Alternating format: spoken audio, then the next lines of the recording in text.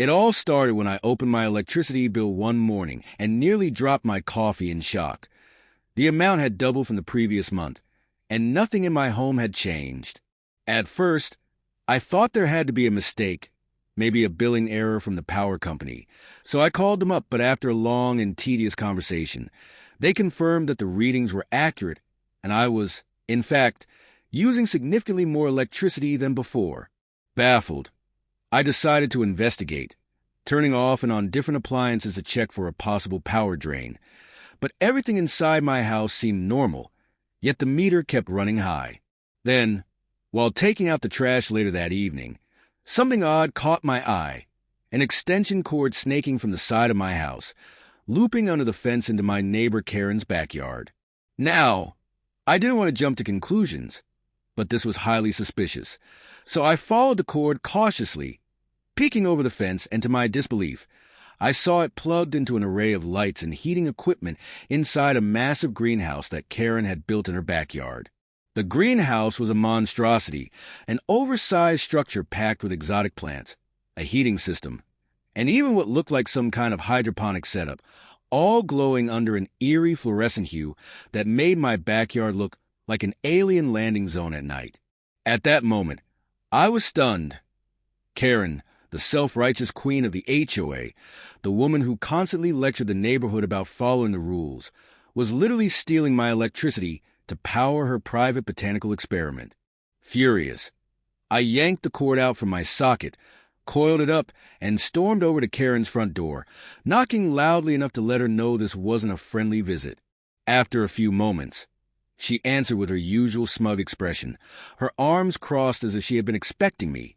But before I could even say a word, she feigned confusion, glancing at the coiled-up extension cord in my hand like it was some foreign object. "Oh, is that yours?" she said sweetly, tilting her head. I found it lying around and thought it was just extra wiring from the HOA's maintenance team. I wasn't buying it for a second. "Karen, this was plugged into my outdoor outlet, running straight into your greenhouse," I said, barely containing my anger. "You've been stealing my electricity." She had the audacity to scoff, rolling her eyes as if I was making a big deal out of nothing. "Oh, come on," she huffed. "It's just a little power from my greenhouse.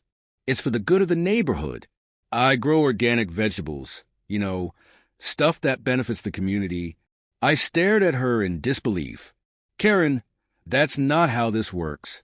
You can't just plug into someone else's power without asking. That's literally theft." She let out a dramatic sigh, flipping her short blonde bob like she was tired of dealing with someone beneath her. "Look, if you're so worked up about it, fine. I won't use your outlet anymore.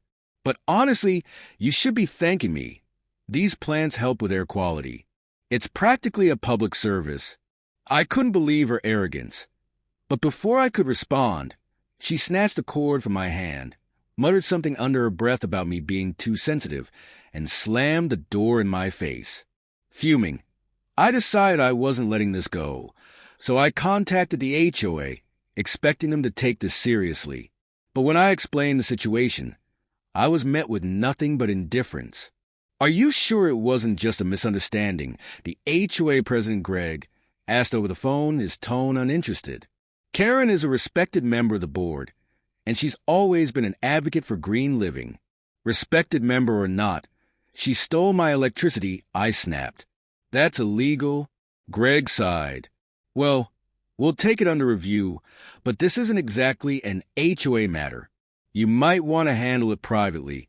Frustrated, I hung up, realizing the HOA was clearly more interested in protecting their golden girl than enforcing any kind of justice.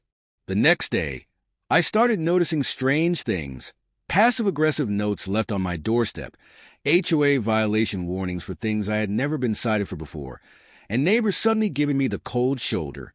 It didn't take long to figure out Karen was behind it, spinning a different version of the story to make me look like the villain. But if she thought she was going to get away with this, she had another thing coming. I wasn't done yet. Cirque. After my frustrating encounter with Karen and the HOA's indifference to my complaints, I realized I needed solid, undeniable proof if I wanted any chance of holding her accountable. I wasn't going to let her gaslight me into thinking this was a misunderstanding. The next day, I went out and bought a set of security cameras, small, discreet, and with night vision, perfect for capturing any funny business happening near my outdoor outlets. I spent the evening carefully installing them, making sure they were hidden but positioned to get a clear view of my outlets and the fence line between our properties. By midnight, everything was set up, and I felt a renewed sense of determination. Sure enough, it didn't take long for Karen to slip back into her old habits. Just 2 nights later, I reviewed the footage and saw her sneaking into my backyard under the cover of darkness, dressed in all black like she was starring in a low-budget heist movie. She looked around nervously, then plugged the extension cord back into my outdoor outlet and quietly retreated into her yard. The next morning, I confronted her again, armed with the video evidence on my phone. "Care to explain this?" I said, holding up the screen as she opened the door. Her face went pale for a moment, but she quickly recovered, her expression shifting into that familiar mix of condescension and faux innocence. "That could be anyone," she said with a dismissive wave. "You can't even see my face clearly." I couldn't believe her audacity. "Karen, it's obviously you. Same haircut, same clothes, same greenhouse in the background. You're not fooling anyone." She crossed her arms and leaned against the doorframe, smirking. "What are you going to do? Call the police? They have better things to do than worry about a little electricity." Her words lit a fire inside me. If the HOA wasn't going to help, and if Karen thought she was untouchable, then I was going to take matters into my own hands. I compiled all the footage I had, including timestamps showing the consistent pattern of her plugging in the cord late at night and unplugging it early in the morning. I also kept records of my electricity bills, highlighting the spike that coincided with her theft. Armed with this evidence, I filed a police report and contacted my utility company, explaining the situation in detail. The officer I spoke with took my complaint seriously, and within a few days, they opened an investigation. But Karen wasn't done making my life miserable. Word must have gotten back to her about the police involvement because the harassment escalated. I started receiving HOA violation notices for ridiculous things, like having my trash cans an inch too far from the curb or my lawn being slightly overgrown, even though it was perfectly maintained. One day, I came home to find a warning letter taped to my door, accusing me of running an unapproved home business, a complete fabrication. It was obvious Karen was pulling strings behind the scenes, using her connections within the HOA to make my life as difficult as possible. To make matters worse, she began turning the neighbors against me, spreading lies about how I was a troublemaker who was jealous of her greenhouse and trying to sabotage her green initiatives. Some neighbors believed her, giving me dirty looks and whispering behind my back, but others saw through her act and quietly offered their support. "Don't let her get to you," one neighbor said. "We've all had our run-ins with Karen. She thinks she runs this neighborhood." Their words were comforting, but I knew I couldn't let my guard down. Karen was relentless, and I had no doubt she was plotting her next move. One evening, as I was reviewing the latest batch of footage from my security cameras, I noticed something disturbing. Karen had been more careful lately, waiting until the early hours of the morning to plug in the cord and checking over her shoulder constantly. But this time, she wasn't alone. Another HOA board member, a man named Tom who had always been friendly to my face, but clearly aligned with Karen, was with her. They stood by the fence, whispering and pointing at my house before Karen plugged in the cord. It was clear they were working together, and the realization made my blood boil. I knew I had to act fast. I compiled the new footage and added it to my growing evidence file, then contacted the officer handling my case. "This has gone beyond a simple case of electricity theft," I told him. "She's using her position in the HOA to harass me and cover her tracks." The officer agreed and assured me they were taking the matter seriously. Meanwhile, The utility company sent a technician to inspect my meter and confirmed that my power consumption had been artificially inflated due to Karen's theft. They documented everything and provided a report that I could use in my case. Feeling more confident than I had in weeks, I decided to confront the HOA directly at their next board meeting. I walked into the meeting armed with my evidence, fully prepared to expose Karen for the fraud she was. The room was packed, and Karen sat at the front, her smug smile making my blood boil. When it was my turn to speak, I laid out everything: the video footage, the utility company's report, the police investigation, and the pattern of harassment I had endured. The room went silent as I played the clips of Karen sneaking into my yard and plugging in the extension cord. For a moment, even Karen seemed at a loss for words. But then, true to form, she tried to turn the tables. "This is a personal vendetta," she said, her voice dripping with fake indignation. "He's just trying to ruin my reputation because he doesn't like my greenhouse. He's always been jealous.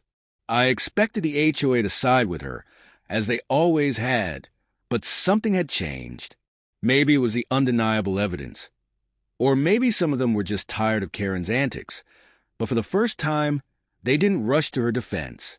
Greg, the HOA president, looked uncomfortable as he flipped through the documents I had provided. "We'll need to review this further," he said, avoiding eye contact with Karen. It wasn't the decisive victory I had hoped for, but it was a step in the right direction. As I left the meeting, I noticed Karen glaring at me, her face flushed with anger. She knew her grip on the HOA was slipping, and she wasn't going to let go without a fight. Search. With the HOA finally wavering in their blind loyalty to Karen and the police investigating her electricity theft, I knew her days of unchecked rule-breaking were numbered, but I also knew she wouldn't go down without a fight. True to form, she doubled down on her efforts to make my life miserable, likely hoping I'd cave under the pressure and drop the entire thing. More fabricated HOA violations arrived at my doorstep. One accused me of excessive noise levels, despite my house being one of the quietest on the block, and another claimed my front lawn wasn't in compliance with community aesthetics, even though it was neatly maintained. It was laughable, really, how desperate she was getting. But Karen's downfall was already in motion, and she didn't even realize how badly she had overplayed her hand. A few days after the HOA meeting, I got a call from the power company's fraud department.